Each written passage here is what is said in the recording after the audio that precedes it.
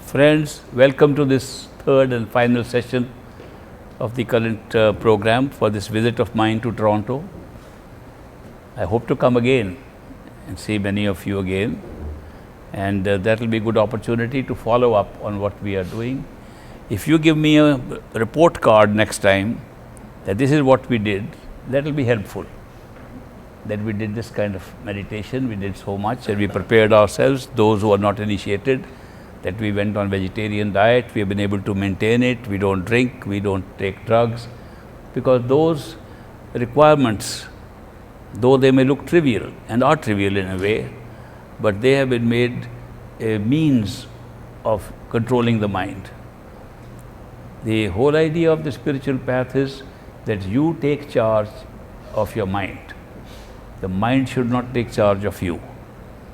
And these instructions, do this or don't do this, we don't have too much of this, because religions have a lot of it.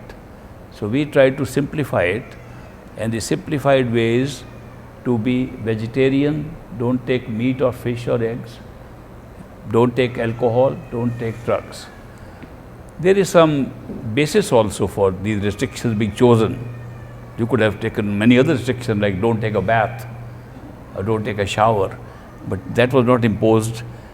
There is little basis for this, that when we eat meat, when we eat any flesh food of an animal that has been killed, even if we have not killed the animal, but the fact that we are eating the food of an animal that was killed stays in our subconscious mind, and that interferes when you try to concentrate your attention. Think of it like this: if you kill an animal and come and concentrate on what you are doing, you will find that the time you take to concentrate on any task becomes longer. Like reading a book. If you read a book and you find that it takes you about a minute a page or 2 minutes a page, go and kill an animal and start reading the same thing, you take longer than that. If you kill a man, you get stuck, you can't even move on that page. Actually, this power of the subconscious in a human being to create a disturbance in your power of concentration, of attention, is responsible for not making progress on the spiritual path. But there is a difference. If you kill an animal, the time for recovery from that loss of power of concentration is much shorter. But if you kill a man, the time is much longer. Even if you pluck an apple, there is a little time lag between when you can come back to your normal. Because everything has life. Even plants have life. Vegetarian does not mean that you are not taking life. You are still taking life. But you are taking life at the lowest degree of its impact upon our consciousness or subconsciousness. As you increase the degree of life, degree of consciousness in the food you are eating, the effect goes on increasing. That is why we want to keep it at the minimum level. And vegetarian food, being at the level of vegetables, is the least impact on our consciousness, and therefore the power of concentration is not destroyed to that extent. So that's the scientific reason behind it, why it was first chosen as a restriction or as a requirement for initiation. The order in which these species have been placed, that the plants have less degree of awareness, and that the insects have little more, that the birds and fish have little more, that the mammals have even more, and that the human being has the highest. This categorization has been done according to the ancient Indian scriptures, based upon the number of elements, prominent elements in each of these embodiments of life. Each of these forms of life carry elements. The elements in ordinary language are solid, liquid, gas, air or gas, and discrimination, ether. But in the yogic language, we started calling them earth, water, air, fire, and ether. Fire is the property that requires us to be warm, but there are many species of animals which do not need it. Many reptiles and snakes survive with no warmth. They are cold animals. So they lack the element of fire. Vegetables' predominant element is water. All others are very minor compared to the other elements. In a human being, these elements are very well balanced. They all exist. Therefore, the human being's awareness is the highest out of all these species. And it's a requirement that if you have to eat that which has the least amount of awareness and therefore degree of impact on our consciousness. It does not affect consciousness directly, it affects our power to concentrate our attention. And since the spiritual practice requires concentrating of attention on ourselves behind the eyes or at any level that we want to, the power to concentrate is an important thing. The whole spiritual discipline, the discipline of meditation, is based on concentration of attention. That's it. There's nothing else that we do. All the steps can be condensed into the simple statement that all we need is concentration of our attention, wherever it may be. So that is why this concentration, power of concentrating our attention is vital, and that's why the requirement about vegetarian food and simple vegetarians. But don't forget, it does not mean that just becoming vegetarian, you become spiritual. Some people say, I become vegetarian, but I don't see anything. And nor does it mean that become vegetarian and be a glutton and go to Little India and feed yourself several meals with a lot of ghee and all that stuff and say, I only ate vegetarian, but how come I'm still dense in my head? The requirement also is eat less. Eat the minimum required. Overloading your system has the same effect as not being vegetarian. People don't emphasize that part, that overloading your system is also creating an obstacle in your meditation. So eat less and eat wisely, nutritionally, and there is plenty of nutrition available in the entire vegetable kingdom, and you don't have to go into meat and all that. I came to this country and people laughed at me in the university. How can you survive? How did you survive all this time? Since when have you been a vegetarian? I said, from birth. Oh, you won't have a long life.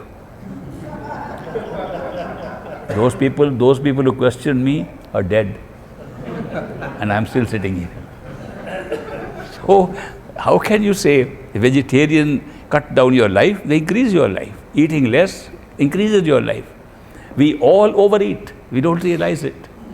That you can eat half of what you eat and you'll still be healthy, perhaps more healthy. So that is why when we say vegetarian, we also mean very limited quantity which is needed by the body. When we come to alcohol and drugs scatter our attention and makes it even more difficult to concentrate. They scatter our attention in such a way that it takes time to build up. We lose the power to concentrate attention when we are under drugs or under the influence of alcohol. So that is why we say don't take alcohol if you want to really practice. If you are a pseudo practitioner, you can do whatever you like. But if you are a real practitioner of the spiritual path, then it's good to avoid these. So that is why these requirements were made up. And in terms of the total program of a spiritual ascent to higher levels of consciousness, these are very minor things. It is easier to be vegetarian than to control the mind. It's easier to avoid alcohol than to have control over what you think. Those are more difficult things, but those require very special attention, very special grace. So we start with the simple things, which are much easier to do. To be a vegetarian and to be a teetotaler, not drinking, these are minor things compared to what the rest of the program requires, what the rest of the meditational progress requires. So therefore, let's start with the simple things, and then we go on to the next phase of how to control the mind. The mind works as a machine. It is a very sophisticated computer. Whatever you input into it, it provides the output from there. It's a processor. It processes all your input, whether you put sensory inputs or put thoughts, and it processes them. It's not you. It's not consciousness per se. It's the application of consciousness to these processes. And it works in a very limited field. It only works where you have time and space available to it. You take these away, mind stops functioning automatically, it disappears. The fact that the mind creates the experience of time and space and only functions within that makes it a very limited instrument. Though it's very useful for communication, it's very useful for developing varnatmak or spoken language, it's very useful for transmitting knowledge through that. It's a very useful thing for appreciating, understanding things and trying to make sense of things. But then it stops there. It does not take you any further. In fact, it becomes a block. It becomes a block by saying, that's me. I think, therefore I am. What a misstatement. The real thing is, I am and I am, therefore I have a mind which thinks. And I can use my mind which thinks. The truth is that I am is perfect statement. The two words are perfect by themselves. What is I am means you exist. Consciousness exists per se, does not require a mind, does not require a body, does not require senses. It's the origin of all forms, origin of all creation. Therefore, I am is the secret, that you are there. And the rest is all accessories added on. Mind is the first big thing that is added on. And since it has the ability to think, ability to put sense perceptions together and make sense of them, ability to apply logic, apply steps of syllogism that give you results, it has that capacity, use it. It's meant to be used. It's meant to be used for discussion, for talking, for understanding, for writing, for reading. It's meant for that. But don't make it dictate to you what you should do.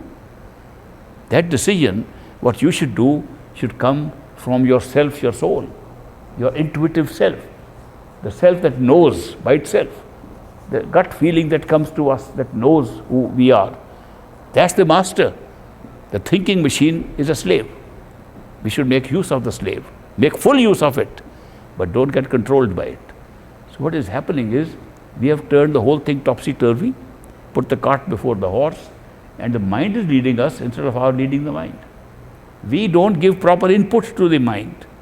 So we have to design these devices like meditation and repeating words and doing these things just to somehow lead the mind into the right direction, that look, I can tell you what to do. Mind doesn't want to do meditation. Mind doesn't want to repeat the Simran even, doesn't want to repeat. If you try to put the Simran in the mind starts repeating like a parrot. Very often from the mouth only. The words are coming from the mouth. Mind is running thinking of all the business of the world. In fact, the louder we start speaking with the mouth, the more it runs outside. And people have had that experience. That is why this is not Simran. Kabir says, Mala to kar mein phire, I'll translate it for you.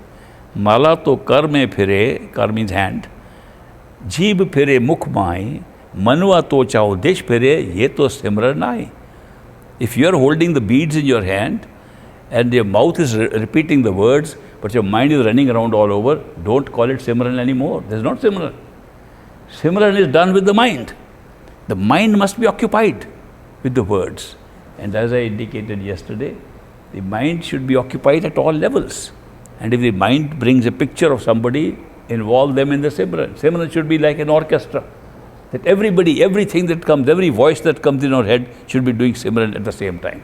Don't give a loophole to the mind to start into another channel and think of other things. Then you can control the mind. Of course, because we have been subject to this slavery, slave of our own slave, for such a long time, it needs some practice to get out of it. But it's worthwhile. it's worthwhile trying to have some practice so that we control the mind rather than being controlled by the mind. There's an exercise that I suggest to people to do, and that is to look at our minds. And they get a little startled in the beginning that how can you look at your mind? Very easy, because the mind doesn't disappear, it's always thinking. It's always in front of us. All thoughts are mind.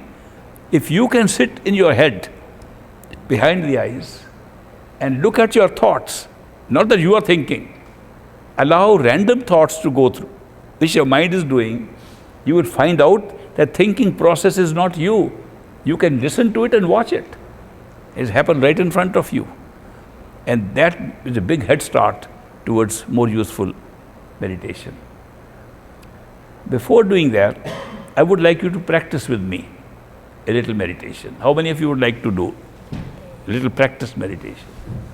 In the practice of meditation, as I have understood it and practiced, and I made this mistake for many years after initiation, till I got a clarification from my master, Maharaj, Hazur Maharaj Baba Sawan Singh Ji clarified this to me, that I was missing out the most important thing. And that is to seat yourself behind the eyes before starting meditation. Why is that so important? Because we think we have a special chair for meditation. People have. We have a little room set apart in our homes for meditation. There are special mats we buy for meditation. And I've been taken to homes and told me, you know, we have a nice new mat we got just for meditation. Sit on that and meditate. We have a new chair. We only reserve it for our meditation. When I see those things, then I notice that we are meditating on those things. Even if we are saying we have a special room for meditation, do you know what you're meditating on? On the room. Because where is your thoughts going? That I am going into that room for meditation and the room remains in your head. Where will you make a progress? How will you go within? You sit on a special mat, you have meditation on the mat. And that doesn't go away, even when you are meditating. You have a special chair, you are meditating on the chair. Therefore, Great Master emphasized that you should forget all these outside things. The meditation should be done in the room that is created behind the eyes within our head. First step, that when you want to meditate successfully, you should seat yourself behind the eyes and consider this head alone as your room. You already had a head start by being inside. It is important to sit there, then do anything, whether you do Simran or you contemplate your face of the Master, you contemplate Dhyan, or you try to hear the sound current inside. Any practice you want to do should be done by first seating yourself inside. In 1963, 62, 63, I was here in this country first time. I came to study. At that time, I met some satsangis, and I mentioned this very fact to them, that you know, we make a mistake by sitting in our body and sitting in a special chair, and then we meditate. What happens? We are constantly aware of our body and the chair. We never leave it.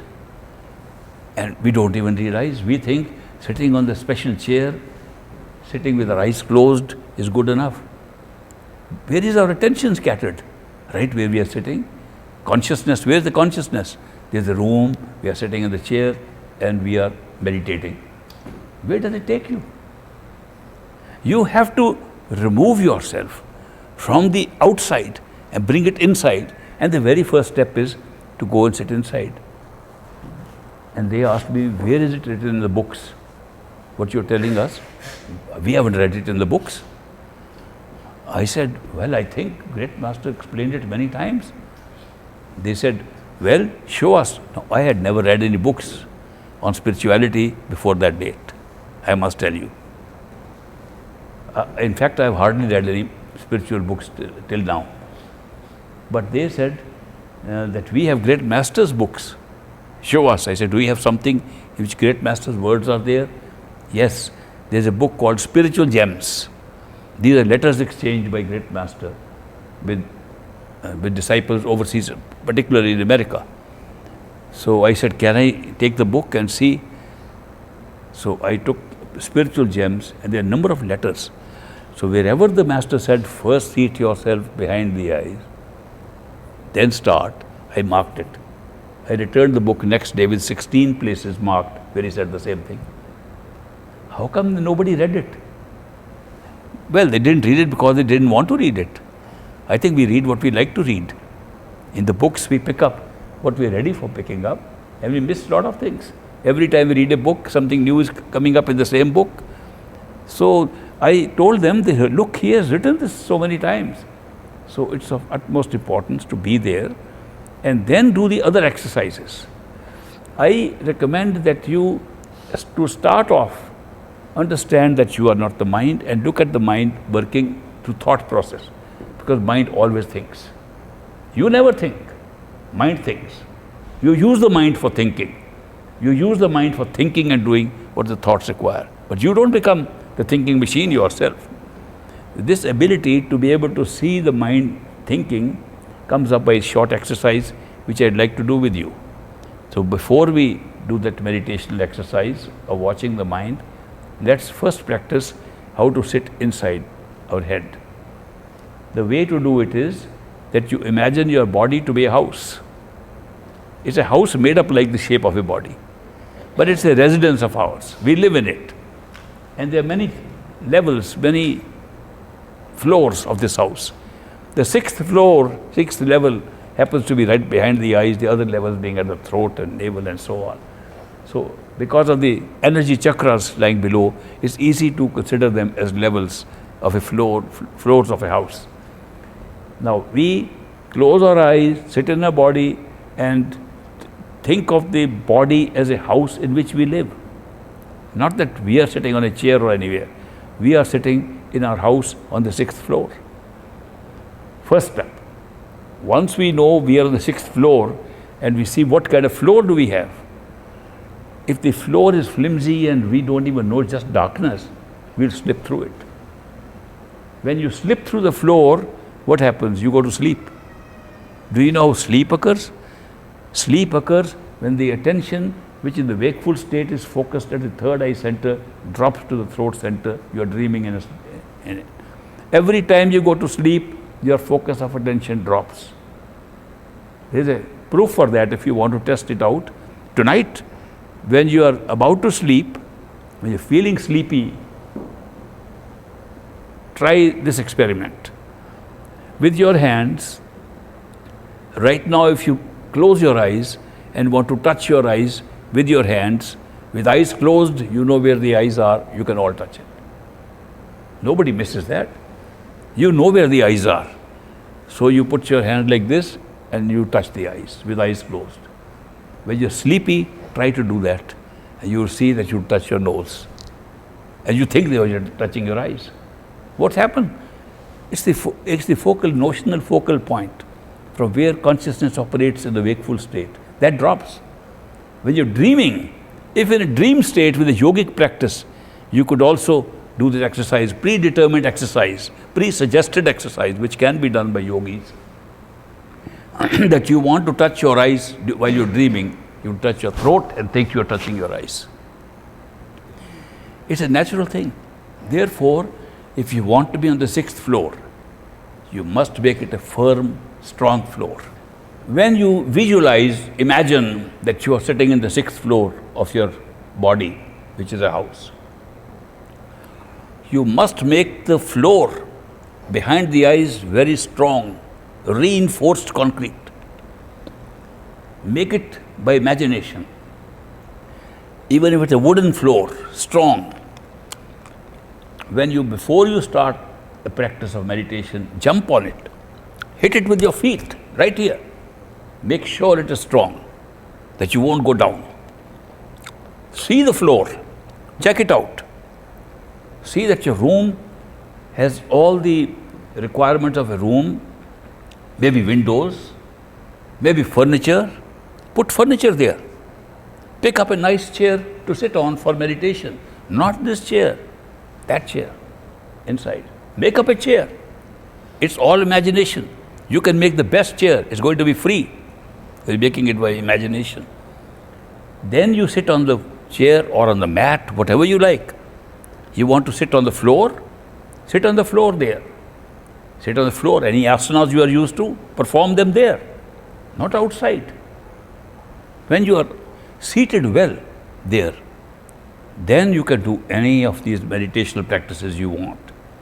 You can watch the mind, you can do Simran, you can control the mind's thinking, you can hear the sound current, you can do the contemplation of your master who appears right there. But be careful to keep the chair where you're sitting or the mat where you're sitting right in the center, not in front. The tendency will be, and always has been, the tendency has been to move forwards to the level of the eyes. And we want to be behind the eyes. We want to be at the third eye center. Where's the third eye? The third eye is not in the eyes. The third eye is behind and between the eyes. It combines. When we say the two eyes are looking and creating the stereoscopic effect of seeing distance, that we are creating this through the two eyes because they see two different images and combine them. Where are we seeing? We are seeing a single image being combined by the two eyes. Have you ever noticed where are you seeing it from? Obviously not from this eye, because this eye can only see one, this eye see another thing. When you combine, where do you see it from? We are always seeing everything with the physical eyes from a third eye center. The third eye, if I were to put my fingers like this, and these are two eyeballs here, where these fingers meet is approximately where third eye center is. It's almost between the ears. That's the location. When you assume that your head is your meditation chamber, then you have to move to this place, put your chair in the center. Check out, is it between the ears? Are the eyes sufficiently distant? Am I in the center? Check it out. Then sit there. I'm telling you a little secret. If you can just sit there for a while and do nothing else, you'll get enlightened. If the attention is pulled up only to that spot with nothing else being done, it gives you such a great enlightenment and knowledge of what's going on. You get answer to your questions by sitting there. So the important step is first to sit down. It takes a little while to practice. Once you are seated there, then do the exercises, and we will do some today. First exercise is to get seated there. Now, you can take any position, any asanas. Asana means a body posture, which is conducive to meditation. There's a rule for a good asana, and the rule is that the asana should not be so relaxing that you go to sleep, and not so unnatural that it creates pain and aches in your limbs.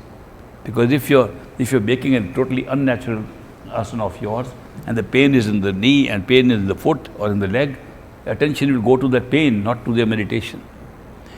And if you relax too much, then you go to sleep.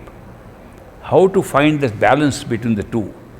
They should not be too comfortable to make you sleep, and not so uncomfortable as to draw your attention to the discomfort. So the best is, if you're sitting on chairs, to sit upright. Sit upright, and in a normal way, sit vertically upright. Some people say, can't we do meditation lying down? No, because our system of energy and the whole distribution of energy and functioning is vertical. Our centers of energy are placed vertically one above the other. And when we lie down, they create something different, and we do not then rise anywhere. We want to have an experience of rising higher to higher level, which is like a physical height inside. We like to fly inside into a sky, into another sky. And that requires that you be upright. You can sit on the floor and then be upright. And if you are upright and not put any tension on any part of the body, you are ready for meditation. Can you all do this? Just make your own adjustments on your chair, and then you are ready for the step one. Close your eyes. Imagine that you are sitting in your head, that is your 6th floor room, That's your meditation room where you will come every day to meditate. There's no other place to go to. That is the most appropriate place to meditate. Rub your face and your hands and welcome back. How many of you could successfully do this? How many of you had a hard time separating the mind from the self, or the listener? Need little practice. You are the listener. The thinking was not being done by you. How many of you felt that if you give a free hand to the mind, it's so bizarre what it's thinking, so funny what it thinks, right? The mind is the thinker, the speaker, the soul is the listener, always. That will help you, this particular feature of the mind and the soul.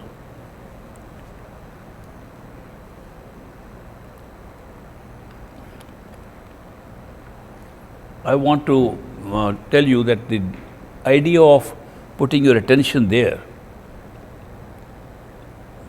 is sometimes looks a little difficult, because you are used to the whole body being yourself, and therefore you don't know how to put yourself there. We don't make a little picture of ourselves there and say we are sitting there. That's not us. What is looking at that picture is ourselves. Where we see ourselves, a little image sitting behind the eyes, and we can see it, that's not us. Who is seeing it is ourself. So you have to pull back yourself from any image you make to yourself. Practice is needed, but this is important. If you want to be successful, meditation, to locate yourself. I'll do a little exercise, which I normally do in meditation sessions, just to give you an experience of the movement of attention on the body, where you can move it anywhere you like. This is called the orange juice experiment. How many of you have done it before? How many have never done it? Okay, for those who have already done it, you may participate again or you can ignore it, but those who haven't done, please join me. Welcome back. How many of you were successfully, how will be able to successfully do this? This was a simpler exercise. How many of you still have orange juice stuck in you? How many have had no problem getting all of it out? All of you? Very good. What was the purpose of this exercise? The purpose of the exercise is that your attention moved from one point of the body to another with ease. You could take it to the top, you could stop at the eyes, you could stop at the nose, you could stop where you liked. That's your control over your attention. It is this control over your attention that you have to use to remain behind the eyes. It's this very control that you just used with this experiment that you have to use to stay. You know what attention it was. You were able to see the orange juice. You were able to see the level. You could see the surface moving down. There was no orange juice, but the power of imagination was good enough to draw your attention wherever you want it. Therefore, attention can be kept there and not be dispersed. It's a matter of concentrating your attention.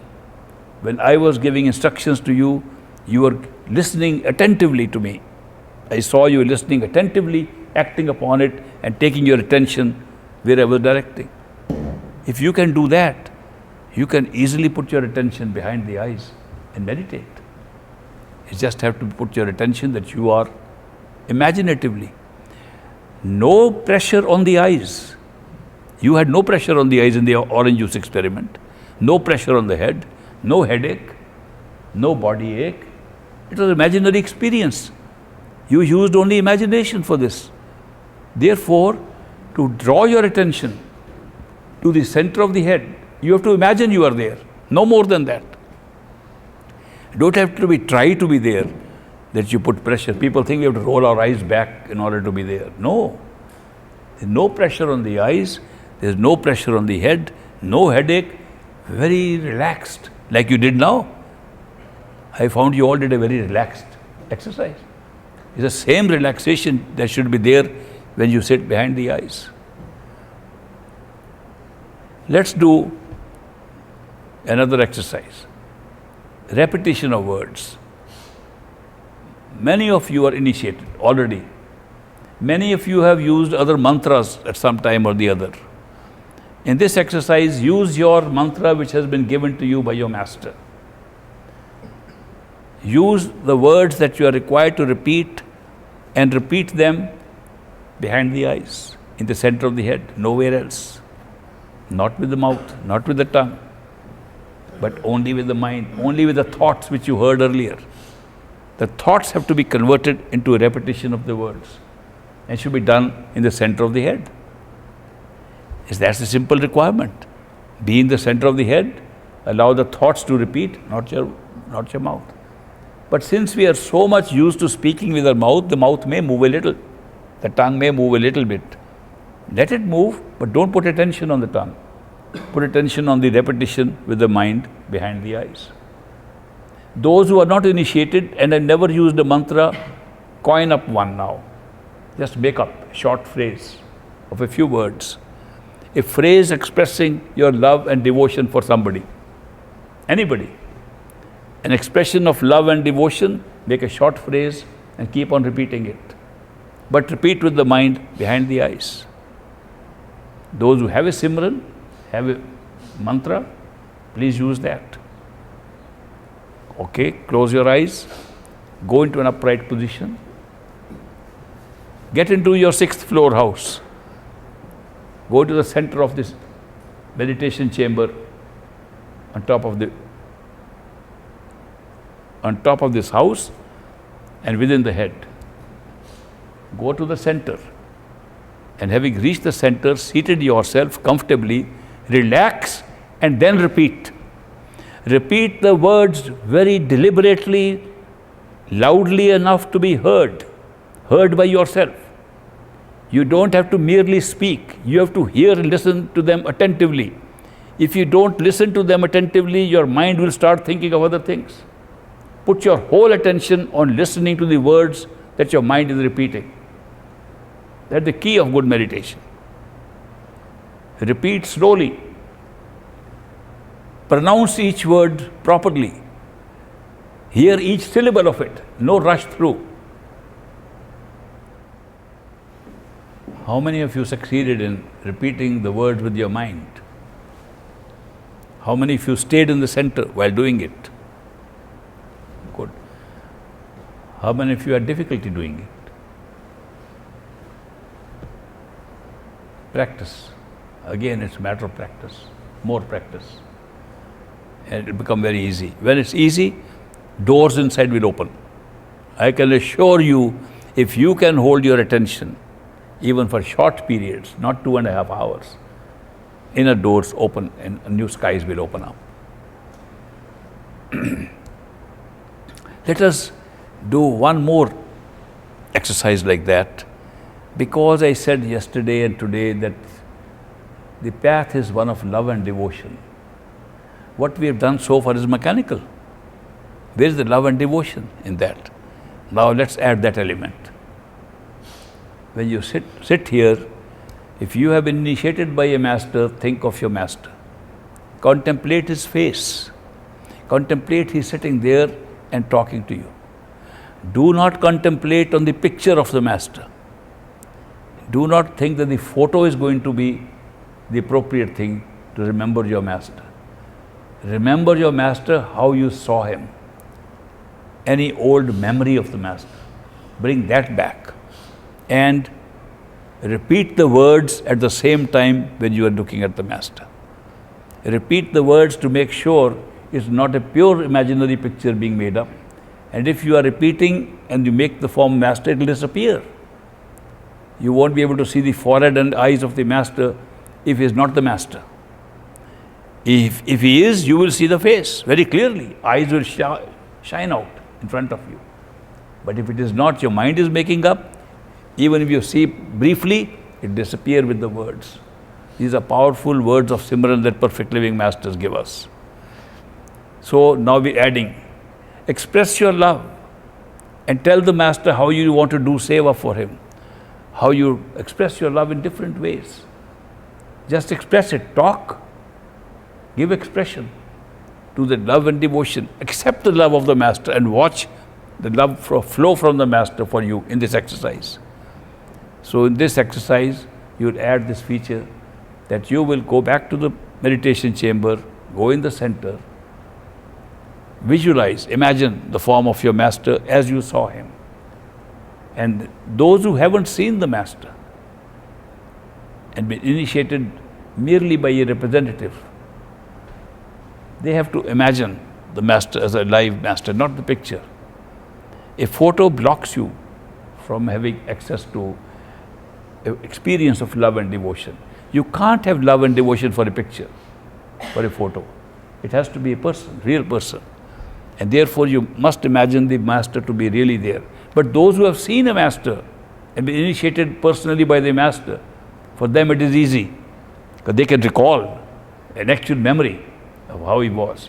What happens that in this exercise, when you contemplate dhyan of the Master, contemplate the face figure of the Master in front of you, when you do that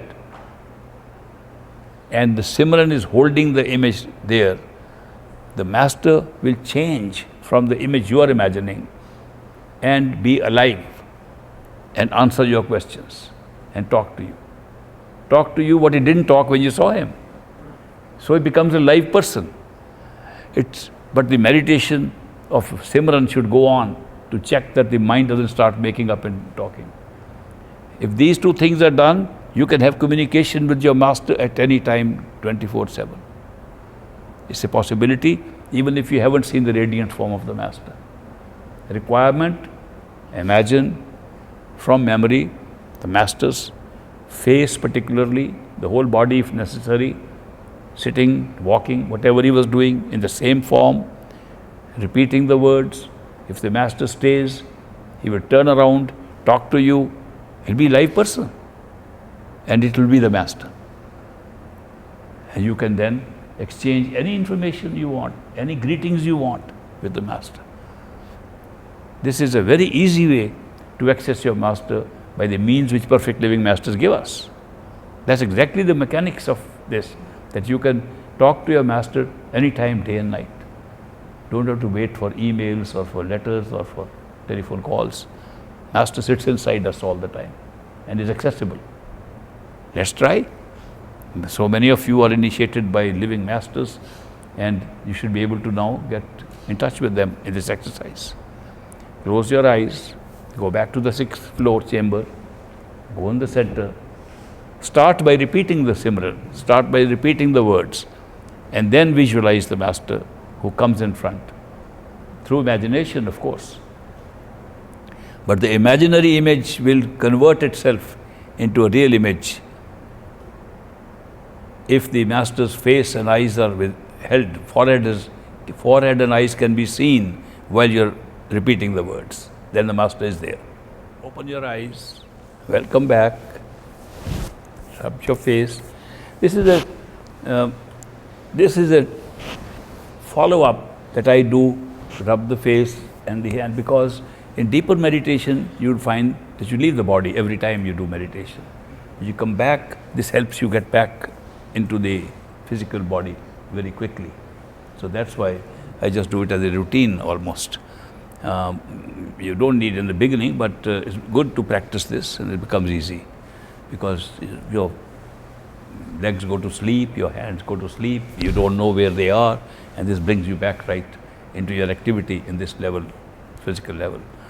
How many of you were able to successfully contact your Master in this exercise?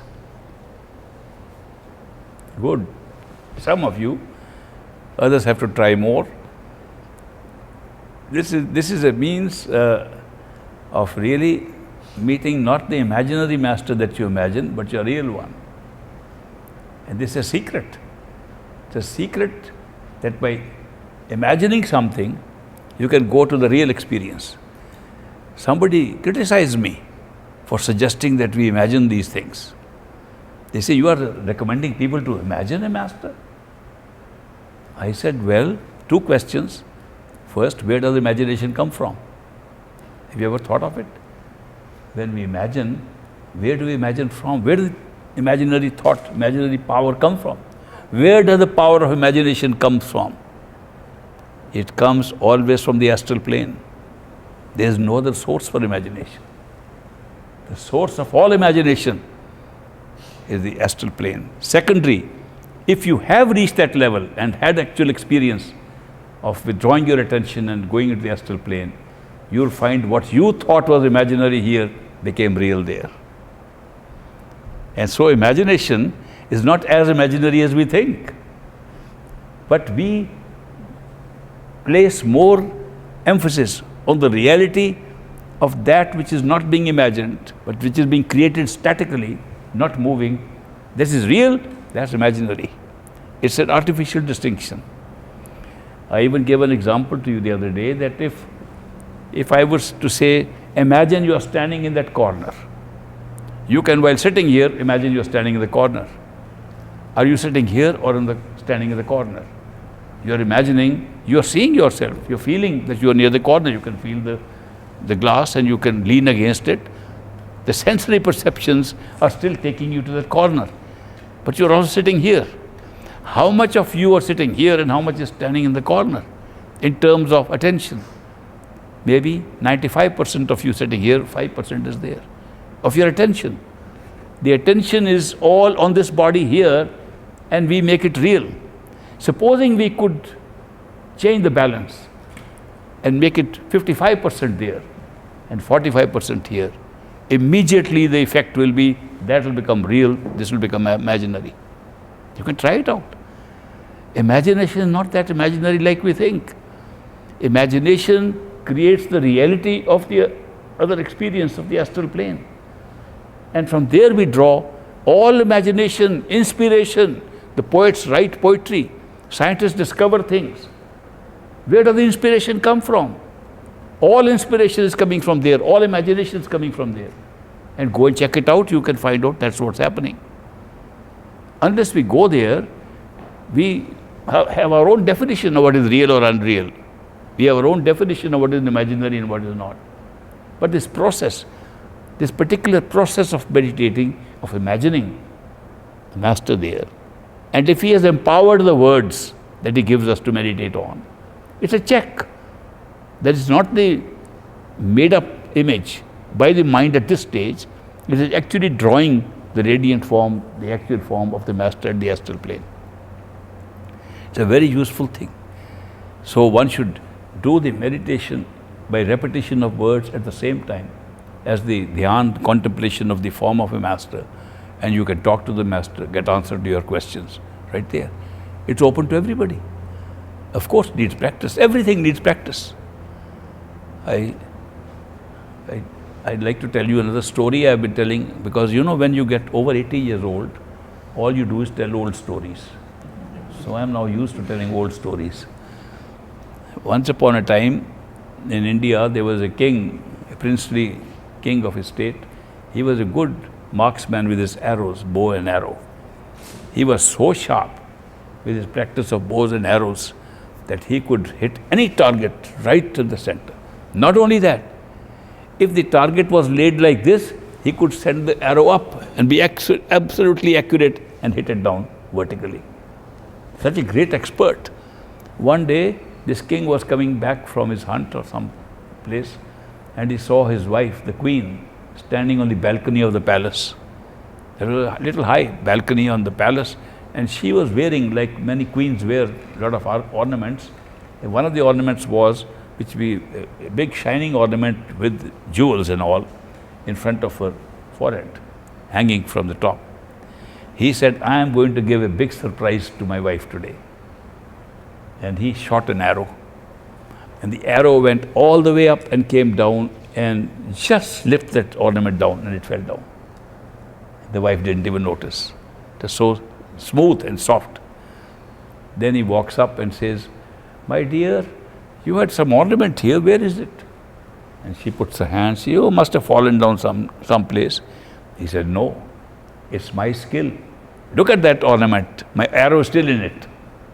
I was able to shoot the arrow with that skill, that it took your ornament.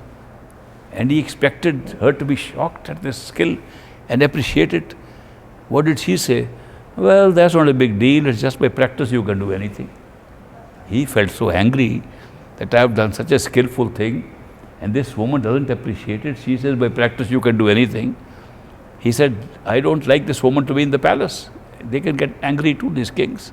He got so angry and mad, he ordered the woman to be thrown into the jungle, into the forest, left there. So the guards took the woman, who was the queen at one time, ordinary woman in the same ordinary clothes in the forest. In the forest, there were many animals who saw a new being come and they didn't know who that person was. They were all animals. But there was a she-elephant there who shortly after that gave birth to a baby elephant. And this woman saw the birth process. They were very pleased to see little baby coming out. And she took the baby as it was born. And there was a little stream of water, went and bathed the baby in that and played with the baby like this and threw the baby up and down. And the mother elephant was watching this. And then they put the baby at the feet of the mother elephant. Mother elephant was obviously, from her eyes you could see, was very happy that here's somebody taking care of my baby. Every day she did this. Every day she bathed the baby and took care, made jump on the hands and placed it at the feet of the mother. Because she was doing it every day, the baby was growing bigger and bigger and she didn't notice it. Ultimately, she was really jumping up on a whole elephant. Elephant becomes so big, but she had got used to it. Her muscle had developed every day slowly to handle it. One day, a troop of entertainers was searching for something in that forest and they saw a woman playing with a big elephant and throwing up and down. They couldn't believe that a woman can lift an elephant like that. So they came and said, you have a special skill. She says, no, I do it every day. There's no special skill. Well, if you come with us, we'll give you new clothes, we'll give you a new job, we'll make you an entertainer and show this skill of throwing an elephant up in your hands to people. She was, okay, I've had enough time in the forest, I'll come along with you. So she began to perform for that entertainment company and began to throw the elephant up. The king heard one day that there is a woman who can lift an elephant. He said, arrange that show in my palace. So the entertainment company brought that woman into the palace and king gathered there and all the other court people came and she demonstrated. He was so pleased, he took a lot of money and said, woman, there's an amazing skill. I want to give you this as a reward. She said, king, what are you talking? By a practice you can do anything. He immediately remembered. He said, this must be my wife. This must be the queen. He said, welcome back. You are right. The story is told to say that in meditation, by practice, you can do anything. You can be the most successful practitioner if you just practice. Trouble with us is, when we do not get some results, we stop practice. We don't practice continuously. Some people have asked me that how often should we do this meditation? 2.5 hours looks very big. I know it's very long, especially in the beginning. When you start enjoying it, it becomes very easy. But when you're not enjoying it, it's called dry, dull meditation. Dry, dull meditation, 2.5 hours a lot. We can't do it. We promise to do it, but we don't do it. So therefore, start with a small amount of time. Start with little, gradually increase it. I tell my friends, if you want to really keep up the meditation, start with 1 minute. Next day, make it 2 minutes. Add 1 minute a day. You'll never feel it, that you're increasing your time. Like the woman's elephant was growing up, it's just like that. And then 2.5 hours will come naturally because you only added 1 minute on a day. So, when you add little by little, it doesn't look very difficult. But if you try to do, say, 2.5 hours every week on Sundays I get time, I do 2.5 hours. That is not as useful as doing 5 minutes every day. People forget this, that the accumulated effect, there's an accumulation of what you're getting from meditation. The accumulated effect is better if it is done regularly, because then you add. Otherwise, it's virtually. If somebody says, I do once a week, on Sundays I do 2.5 hours, you are restarting every week. You're restarting the whole process every week. On the other hand, if you add a minute, you're adding to it every day without losing what you've already done. So it's very important to do meditation regularly, you can do it at a fixed time. You don't have to do it at the same time because of your occupations, your vocations, what work you are doing. Some people are working on night shifts, they can't do at that time, they can do in the day. Some people are born with their, there's a certain kind of a rhythm that we have, a biorhythm. The biorhythm makes them only night people or morning people, and they are more alert at one time or the other.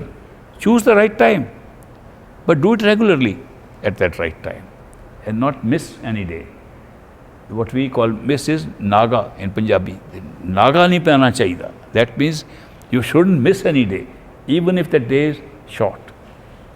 Great master used to say, if you don't have time on a particular day, something new has come up, just do for a few minutes and say, Hadri lag gayi hai ji. Hadri zarur roz lagao. That means mark your presence. Like you go to school and you mark your presence in the register, you go to office and you check that time machine that you have come in. Like that, it should be done daily, even for a short time, and it works better. It's all a matter of practice, and the more you practice, the more you will start enjoying it. I have shared some of these experiences with you. I wish I could stay a few days and do a full meditation workshop with you, so that you get the results while we are here. We don't do this for a few minutes like we have been doing today. This is a sampling of how it should be done. It's not that this is good enough. You try to do as much as you can, and then you will see the results. But remember, the key is not to allow the mind to scatter, not to allow the mind to think of other things. Use the mind to do your Simran and not your tongue. While doing Simran, don't allow the mind to think of anything else. If it starts thinking, put the second voice also to do Simran. If it brings a picture of somebody, make that picture of another person, also do Simran. Don't give up. Don't start all over again. You are in the middle of the Simran, another thought comes, add the thought to the Simran, the voice, at the same point where you are. Don't restart every time. And you will see it becomes a habit, and automatically you will have all voices in your head doing Simran. And it pulls you. That's when it pulls you. What does not pull you is, if you're doing Simran, mind is thinking of something else outside. So that's important, that you do not give up this repetition that you are doing just because some other thought has come. Add the thought, change it to the repetition. These are little tips I'm giving you from my experience. I don't know if they're written in books or not. Maybe they are. Maybe they are not. But they work. They have worked for me. I hope they'll work for you. And this is the greatest opportunity we have. I do not know any opportunity in this world that matches the opportunity to be initiated by a perfect living master and to be able to achieve these results while we are still living in the human body without having to wait to die and come back. This is a very great opportunity. Initiation by a perfect living master is the most important event that can happen in anybody's life. What is initiation? Let me wind up my talk by telling you what is the initiation. Initiation is not a teacher telling you what words to repeat. Initiation is not a teacher giving you a mantra. Initiation is not a teacher telling you how to do meditation.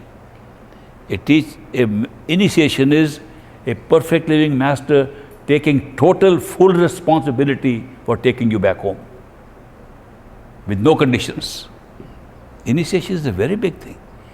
Initiation by a perfect living master guarantees you're going back to Sachkhand no matter who you are, what your karma is. It's the greatest event that can happen. When you are marked for initiation and the perfect living master's list A is there, you are marked. You have to stop worrying altogether. Do your best and leave the rest. Why do you want to do your best? For the sake of your mind. Even that is not necessary, but for the mind coming in and saying, unless I try, nothing will happen. We have to put in our effort. Nothing happens in life without effort. So we have to put in our effort. And yet you find out that the best results are from effortless meditation. Effortless meditation means sitting inside at the right place. That's not an effort. That is just seating yourself at the right place. There should be no effort in that. It should be natural to you. Why is it natural? Because that's where you are right now. Where is your consciousness operating from? It's not operating from your hands and feet, it's operating from the head, from the center, from the very place we are recommending that you start your meditation. It's a natural thing. You are naturally there. Therefore, it should be a natural process that you close your eyes and you are there. No, where is it? Where you're thinking from, where you are putting your attention from. That's the place. It's the same place I am talking of. So it's nothing artificial. Effortlessly sit there, relax, talk to the master, enjoy his company. You'll be pulled inside. What could be better than that? But the mind doesn't want that. Mind says, I have to put in some effort. One colleague of mine in the Harvard University, who was a great meditator, wrote to me one day. He said, I have discovered that effort comes in the way of meditation. Effort comes in the way of progress because the mind and ego take over. I am making effort, I am making effort, and I comes up very strongly and becomes an obstacle to progress. Therefore, I found out, he wrote to me, that effortless meditation is the only real way of meditating. But the end he wrote, now I'm going to try very hard for effortless meditation. That's the mind. The mind is like this. The mind won't give up, trying to say, I am responsible.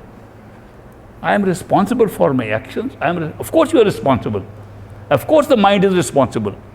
The mind created all the karma, is responsible and should bear the consequences of its responsibility. But you are not responsible. You are just attached, giving power to the mind to do what it is doing. Switch over, give a different task to the mind and make it responsible for that task of meditating. And then you'll find results. So initiation is a very powerful way in which the perfect living master connects himself to you within. He places himself within you in a way that you can see him inside, you can talk to him, be his companion, and he is your companion forever. This is a friend forever you can get through initiation. Initiation is not telling how to do meditation. I'm telling you an actual incident with the great master. There was a poor man living in a village very far away from the dera where the great master was. And he had a vision of great master. Maybe he was initiated in the past, but he had a vision. And he felt so strongly to go and meet the great master and get initiation. And somebody had told him that the master gives naam and that's the real secret. He said, I must go, but he had no money. He had no money to travel, no money to buy a bus ticket, and therefore he picked up a little bag, a little piece of cloth, put on his shoulder, and started walking. He walked for almost a month to reach the dera. All haggard, full of dust, he reaches the dera. And at that time when he reaches, I saw this incident, therefore I am a witness. When he reached there, the old man coming with all that dust on him, and great master just stepped out of his house at that time. And he was about 30 feet away from him.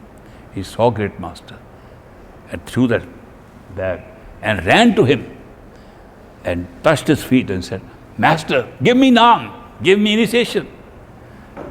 And great master said, what, once again? This is the first time he's seeing him. And great master said, what, once again? Then quickly realizing what he had said, he said, oh, you mean the instructions, I'll give you tomorrow morning. Then he said, yes, master. And we were interested to know what happened. Master said, you were initiated a month ago when you left your place. And today we are just giving you instructions. Initiation is not the communication of instructions how to meditate. Initiation of a master placing himself in you and becoming your friend forever and taking you back home. So when we see these instances, we realize the significance of initiation. It's not a minor thing. It's a very big thing. And one should take full advantage. If you got initiation, great. Follow the instructions of the master. Then you will go back home in this very life. Some people, that's another experience I had coming to the United States. that people said, oh, we have to go in 4 lives. Everybody talking of 4 lives. Where did you hear this 4-life business? Well, we heard it in Sar Bachan, in Swamiji's text. We heard it in some other books, that once initiated, you can't be here more than 4 lives. I said, but why are you talking of 4 lives? Now this may be your 4th life. This may be your 2nd, 3rd life. Why are you saying now you'll have 4 lives? Do you know which life it is after initiation? No.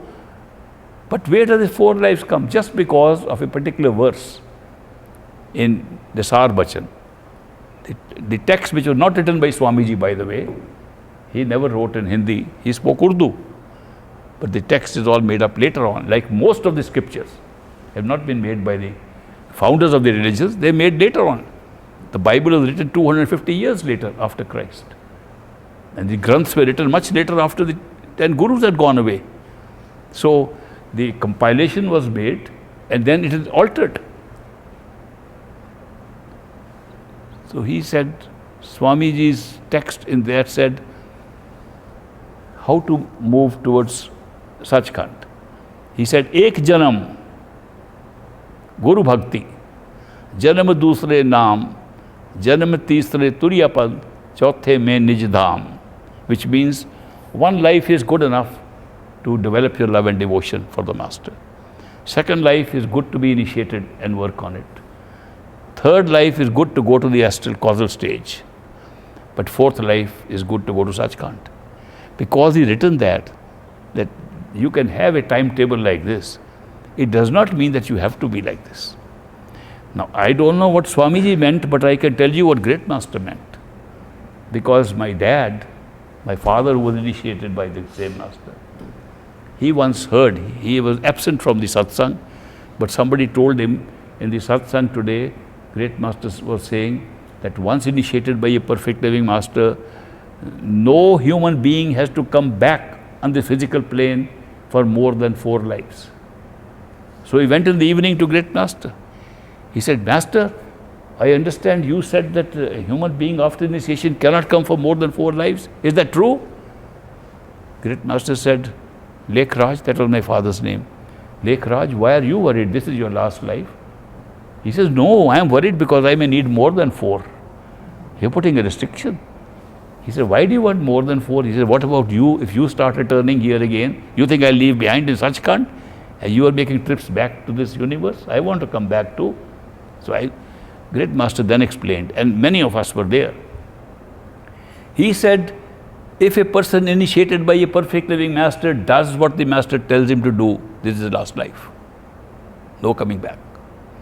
If a person given instructions cannot follow what he does, tries but does partially, in order to finish the unfinished business of meditation, he may come for a 2nd life. But the 2nd life will be more conducive to meditation because the 2nd life will have no element taken from the Sinchit karma which has been destroyed at the time of initiation. There is no reserve karma. So the next life is only made up from the karma of 1 life, which is always much simpler. If a person leaves the path and does not want to do it at all, I don't care, I don't believe in it, then he has to come on the 3rd life.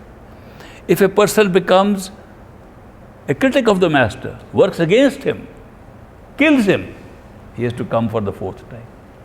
It's not that everybody has to come for 4 lives. If you follow the instructions of the Master, this is your last life. Why should you come again? Unless you are like my dad and enjoy his journey back and forth. But otherwise, most people I talk to, they say, we are fed up. Please make sure I am not going to come back again. Because life can be so messy, has so many problems. It's a life of unhappiness. Basically, the unhappiness outweighs the happiness, though we say it's balanced. How come when life is so balanced in ups and downs, so balanced in happiness and unhappiness, how do we feel it's a very unhappy life? The reason is that unhappiness stretches the time of experience. Happiness shortens the time of experience. If you're happy, an hour passes like 10 minutes.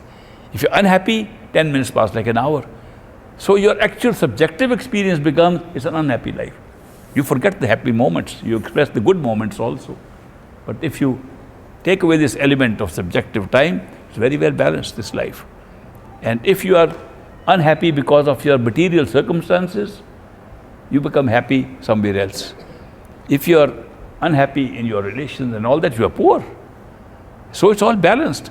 This is the most balanced place that I've seen. When I was studying at Harvard University in an economics class, I took up advanced economic development. And I came up with a very strange suggestion to my professor. I said, Professor, you say that in economics, everybody works for a reward. That economics doesn't work unless you're expecting a reward. But don't you think people do a lot of things with no expectation of any reward? He says, like what? I said, like an old lady crossing the road and a young man finds that there's traffic coming. He holds her hand and takes her there. He doesn't expect the reward. He's doing it because he thinks it's a good thing to do. So there's so many good things to do. So his happiness that is coming from a rewardless action appears to be better than people who get high salaries and are sick and unhappy. So he said, is this economics? I said, yeah, it's a psychological economics, social economics, it's economics of human nature. So would you like to let me have an experiment done? He said, what kind of experiment? I said, in the greater Boston area, I'm going to pick up the telephone book and pick up 1,000 addresses of people who apparently have money, wealth, and live in big buildings all around, have been professors in the university and now CEOs of companies. And I like to give a questionnaire to them. What makes people happy? He said, okay, go ahead. It was a regular paper I made, got credit for that. So I prepared a questionnaire. Very simple, what makes you happy? And the choices were given about property, about wealth, about relations, and so on. The answers were almost universally, what makes us happy is more money, bigger house, better car, better family, obedient children. What makes you unhappy? The second part of the questionnaire. If we are poor, we don't have money, we don't have good health, we are sick, we have bad relations, we have disobedient children, exact opposite of that. So then out of the answers that came, which were so uniform, I picked up some who said that money and family and health and big houses and big cars are happy. I picked up a few people for personal interview. So I met them that I am doing a research in the university, and would you mind explaining to me how you answered this questionnaire? I first question, are you happy? Do you have money? Yes, I have money. My net worth is about $10 million. Do you have a big house? Yeah, you can see my house. You're interviewing me in my house. Car, I've got 3-4 cars. Children, yeah, my kids are doing very well. Are you happy? No. With all the things that you have, which you yourself say make you happy, why are you unhappy? He said, you want to know the truth? I went to the same university you've gone into. I got a degree in business management. I got a doctoral degree in business management. And I worked my butt out. I worked hard to make what I did make.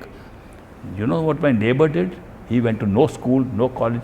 I am now net worth of 10 million, his net worth of 20 million. You think I'll be happy? His happiness was being destroyed by his neighbor. He had all the elements that he had. Now where does this figure in? When we want to say who's happy, who's not, where does this comparing with other people come in? And you'll be surprised when you actually look at people's state of happiness and unhappiness. It's so much comparing with others. It's not what they have. If somebody else has more, I am unhappy, no matter if I have enough or not. So you will see that this happiness and unhappiness is strangely balanced. You have all the goodies that you think make you happy, and there's something else that's making you unhappy. And therefore, when I analyzed 1,000 questionnaires, I found that there were two kinds of things that made people happy or unhappy. The tangible things, like money, home, car, wealth, and the intangible things, like jealousy, bad relationships, emotional disturbances, and so on, which are intangible. And where you had good points in the tangible, you had low points in the intangibles. Where you had good points in the intangible, you had low points in this. I was surprised. On a very general 1,000, sample was not too big, but it was good enough to say how balanced life is. That we are not being mistreated, discriminated. If we are missing on one thing, we are being compensated somewhere else. There are people in India so poor, they work all day in the area where Krishna was born, in Uttar Pradesh. And I had a chance to go there and meet them. They are gardeners. They work in the fields. They work all, had sweat themselves out.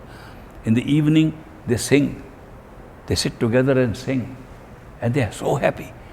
Their happiness can be seen on their faces, on their voices. And they repeat only one word, one sentence, which I joined them too. But their happiness was so much, I said maybe it's coming from the words. So I might also repeat with them. The words were from Krishna, from the Krishna of Bhagavad Gita, Krishna of Mahabharata. The words were in Hindi, Are Udo Karman ki gat nyari se. That they were repeating. The Krishna is telling his childhood friend, Udo, as they were when they were children, he is saying, Udo, the nature of karma is indescribable. It's so strange that you can't understand what karma is. He's telling that little fellow, Udo. And the significance it was that in the childhood, Krishna told Udo that karma is such a relentless thing which creates life that we cannot undo it, even by good deeds. A bad karma can't be wiped out. He said, then he drew attention of Udo to an ant that was going there, crawling around. He said, Udo, look at this ant crawling. This ant has once been Brahma, the creator of this universe. Has been twice Indra, the lord of one of the big heavens in the astral plane. And today, because of his karma, after serving those high positions, is an ant. Karma will not stop. You can go that high, occupy the role of Brahma, the creator. Brahma is not a permanent entity, by the way. Brahma is just one of the incarnations. It's one of the manifestations of a soul. One soul can manifest in a human being, create so much good karma to be entitled for some period to be Brahma, the creator. And that's how all these entities are working.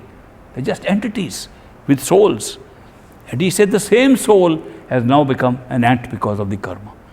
After ant, if you say you have done such good work that you deserve Vaikuntha or a heaven, and you are entitled to 1 year in heaven before you change your form, and you have 15 days in hell, the 1 year in heaven does not overtake that. You go 1 year in heaven, 15 days in hell. That's the nature of karma which Krishna is talking about. And those poor people are so happy just reciting this one line, one word. I asked them, what makes them so happy? First I thought, it is something they were smoking. Because they had a chillum, chillum is an earthen smoking thing. And they had a little piece of cloth and they were having a smoke.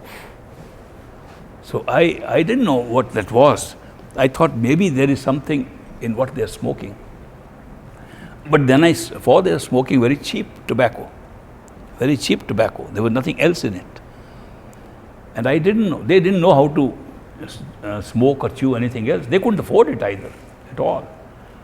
It's only when I came to this country, I found people smoke something else. When somebody tried to shake my hand, like this, first like this, then said, I said, what is that symbol? Where is this coming from? So then I realized they smoke something else. So my knowledge increased by coming here understanding smoking. I didn't know before that, because I never smoked in my life, neither tobacco nor anything else.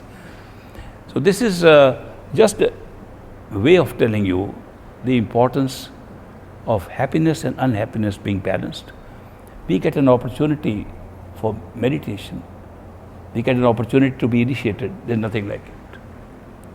Take the maximum advantage, because your mind will say, work on it, then work on it. When the mind will say, it's no use working on it, then stop and depend on grace.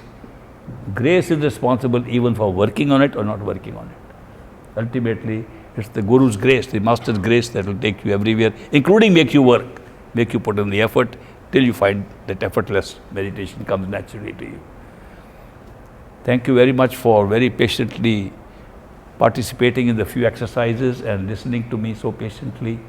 And I've enjoyed becoming your friend and your friend forever. I don't become friend for short periods.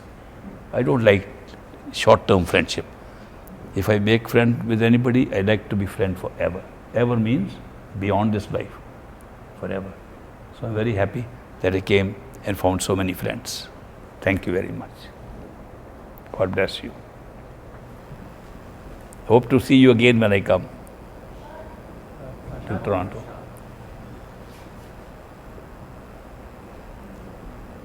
Program is over.